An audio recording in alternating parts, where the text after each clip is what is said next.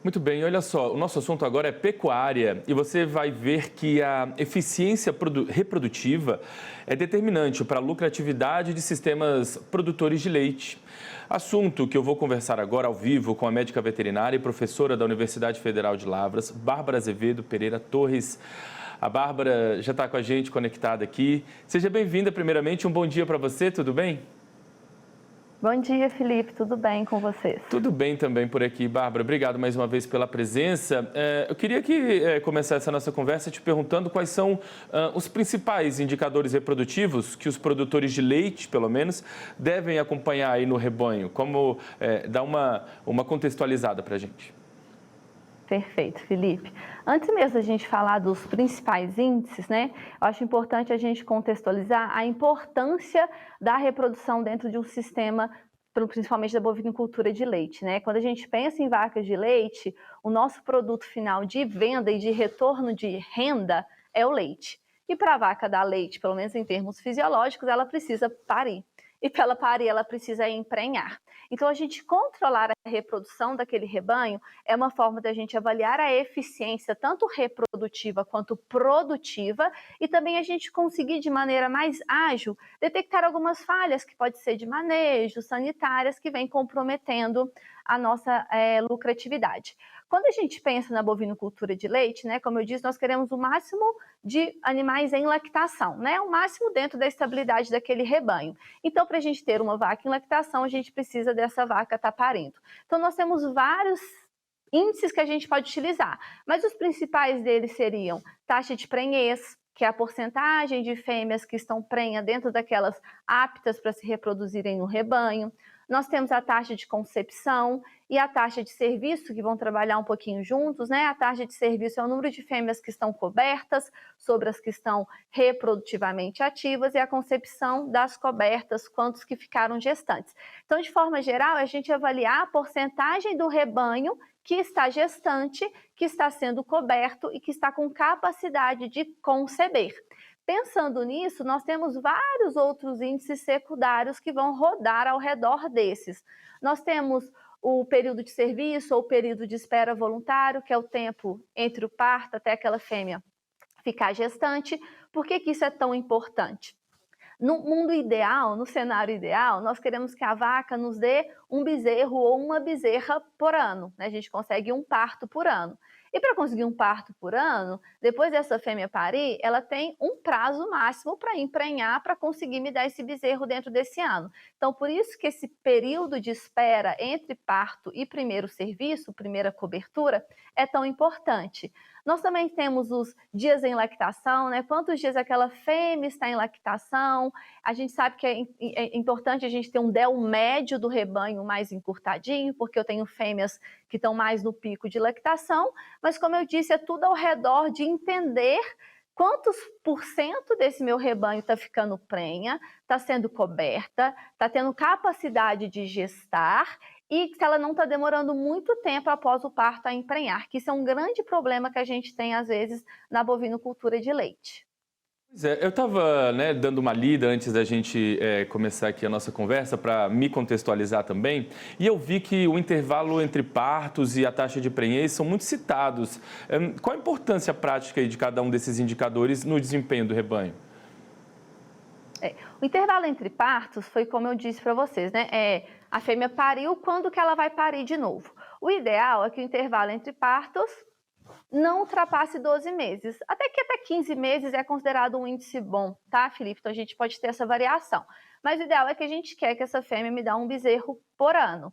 Então, para ela me dar um bezerro por ano, a gente tem que pensar que o período de gestação da vaca é mais ou menos 290 dias, né? Isso vai variar se ela é novilha, se ela é multípara, se ela é mais taurina, se ela é mais holandesa, mas enfim. Então, não sobra um período para a gente emprenhar ela dentro dos 365 dias. Então, por isso que é importante que logo após o parto a gente tenha, no máximo, assim, uns 90 dias para emprenhar essa vaca depois que ela pariu. Ah, mas 90 dias é muito. Pode parecer, mas a gente tem gado de leite muito especializado que às vezes demora a voltar a ciclar após o parto, porque eles têm um déficit energético importante. Então, se a gente não trabalhar muito bem a nutrição dessa fêmea, nós temos os problemas puerperais, né, que são as metrites, as retenções de placenta, as distocias, que são assistências aos partos, que pode atrapalhar a involução uterina, que pode atrapalhar essa fêmea voltar a ciclar, então isso vai comprometer. Então, falando primeiro do intervalo de partos, né, qual que é importante? Se o meu intervalo de partos está longo, isso quer dizer que eu estou demorando para emprenhar essa vaca. Aí a gente tem que entender se ela está demorando para dar cio pós-parto ou se ela está dando cio, eu estou cobrindo e ela não está ficando gestante, que aí são problemas diferentes. Então é importante a gente saber, ou ela está demorando para dar cio, ou ela não está emprenhando. Aí que entra a taxa de prenhez, né? Eu ver se ao cobrir essa fêmea, ela está conseguindo ficar gestante. Porque vamos supor que eu estou cobrindo essa fêmea, então ela está dando cio, ok, mas eu estou cobrindo ela e ela não está emprenhando, não está ficando gestante. Aí os problemas são outros. Será que é a qualidade do sêmen? Será que eu estou inseminando ou cobrindo no momento certo? Será que a saúde uterina dessa vaca está ideal? Será que o folículo está com qualidade? Uma coisa importante da gente ressaltar é que a reprodução ela é influenciada por tudo, pela nutrição, pela ambiência, pela saúde desse animal. Então, até mesmo uma fêmea que está com estresse térmico, ela não vai reproduzir bem, ou pode ter perda embrionária. Então, esses dois parâmetros nos dão essa ideia. Será que essa fêmea está demorando para dar cio pós-parto ou eu estou cobrindo ela e ela não está emprenhando?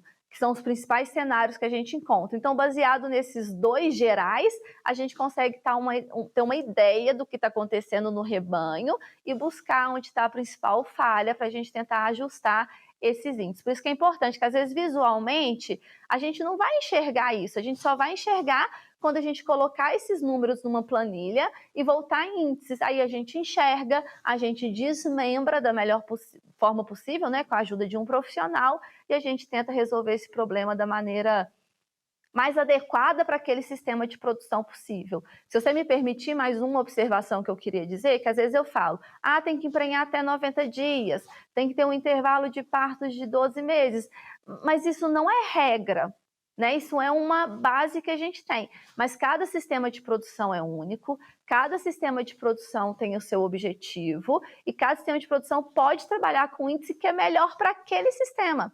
Eu conheço muitas propriedades que têm vacas que têm persistência de lactação muito longa, então eles preferem demorar mais para emprenhar. E está tudo bem dentro daquele sistema, tá? Então é importante a gente avaliar cada caso individualmente também. Nenhum produtor ficar pensando, meu índice não é isso, isso não está legal. Não, nós temos que avaliar dentro da realidade daquele rebanho, daquele sistema de produção. Bárbara, por curiosidade, as tecnologias de hoje, softwares de gestão, colares, sensores, enfim, sensores de atividade, né, eles têm ajudado, auxiliado no monitoramento reprodutivo? Eles têm entrado como, de fato, aliados aí do produtor de leite?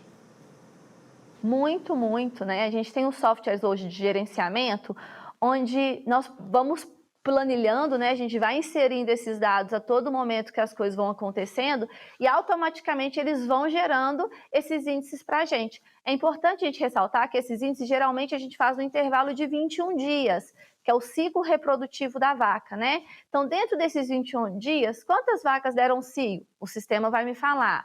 Quantas foram cobertas? Se está lá, o sistema vai me falar. Quantas ficaram prenhas, né? A gente tem que ressaltar que o sistema não insere dados. Então, a gente tem que ter uma mão de obra qualificada para isso, né? Para a gente sempre estar inserindo essas informações. Mas a questão de monitoramento que você comentou, Felipe, colares, né? A gente tem pedômetros que conseguem ver o tanto que essa fêmea deslocou. Isso nos auxilia muito para observação de cio. Porque uma das grandes falhas que a gente também pode encontrar no sistema produtor de leite, principalmente em vacas de alta produção de leite, é que essas fêmeas dão um cio, podemos dizer que silencioso, é um cio mais atípico, não um cio tão visual, ou às vezes elas vão dar cio nos períodos mais frescos do dia, que é pela noite, pela madrugada, e o funcionário não vai ver porque não está no momento de manejo. Então, esses monitoramentos, vai lá, né? A gente tem alguns produtores nossos que usam, já apita no nosso celular. A vaca 1562 aumentou o número de passos, ou ela está fazendo alguma atividade atípica, e a gente já fala, ela pode estar no cio. Aí você fala para o funcionário, no dia da manhã, dá uma olhadinha na vaca tal, porque essa noite ela teve um comportamento atípico, e às vezes um cio que passaria despercebido pelo olho humano, a tecnologia nos ajudou. Isso é importantíssimo, porque se o cio passasse, a gente não cobriria essa fêmea. Se a gente não cobriria essa fêmea, ela não emprenhasse. Ela ia me dar cio só 21 dias depois. Então, quem tem acesso a essas tecnologias, elas vêm muito para auxiliar a nossa tomada de decisões e também para nos ajudar a identificar manejos ou falhas que nós não conseguiríamos sem a utilização dela. E para facilitar a nossa vida, né, Felipe? Porque a gente não precisa ficar planilhando no Excel, fazendo continha, o que também é uma ferramenta ótima para quem não tem esse sistema de gestão, mas quem tem facilita muito a nossa vida e a quantidade de dados que retorna é muito importante para a gente tomar uma decisão de maneira mais acertada. Bom, e para a gente finalizar aqui, você acredita que algum indicador ou alguns indicadores vão ganhar mais relevância aí nesses próximos anos com o avanço da pecuária de precisão, que o pessoal precisa já ficar de olho? Perfeito. Eu acredito que a principal vai estar relacionado com taxa de serviço e taxa de concepção. A taxa de serviço é o número de fêmeas que eu inseminei ou que eu cobri em relação àquelas fêmeas que estão aptas. Então, vamos supor que nós temos no rebanho 10 fêmeas que estão vazias, que já passou pelo período de espera voluntário pós-parto, ou seja, elas estão aptas para serem cobertas. Quantas dessas deram cio e quantas dessas foram cobertas, né? Isso é a taxa de serviço. E é o que a gente acabou de comentar, né? A pecuária de precisão, elas vão nos auxiliando a identificar esses cios mais atípicos, esses cios mais silenciosos, nos facilitando nesse processo. Associado à taxa de serviço, a gente vai ter a taxa de concepção. Então, quantas dessas fêmeas ficaram gestantes? Hoje nós temos algumas biotecnologias que a gente consegue trabalhar hoje com diagnóstico precoce de gestação. Então, com 18 dias, 17 dias, a gente consegue determinar se essa fêmea emprenhou ou não. Ah, não emprenhou. Então, já vamos pensar numa biotecnologia reprodutiva para ela dar cio semana que vem e eu já tentar emprenhar ela de novo, né? Eu acho que a pecuária de precisão vem para nos auxiliar a não esperar. Não esperar acontecer, não esperar a gente ver o problema surgir, né? Elas estão ali para nos auxiliar a detectar o mais rápido possível. Então, eu acredito sim que a taxa de serviço e a taxa de concepção vão ser as mais impactadas. E é claro que se eu impacto elas, é uma escadinha, né? É um dominó. Eu impacto taxa de prenhez, eu impacto intervalo de partos, eu impacto número de bezerros por vaca por ano, e assim a gente vai indo melhorando a eficiência do sistema. Professora Bárbara, eu quero agradecer demais a gentileza de ter conversado um pouquinho com a gente. Quero desejar aí uma ótima semana e o canal está aberto. A gente volta a conversar aí numa nova oportunidade, com certeza. Eu que agradeço, Felipe. É um prazer estar aqui com vocês. Uma boa semana para todos. Valeu. Agora são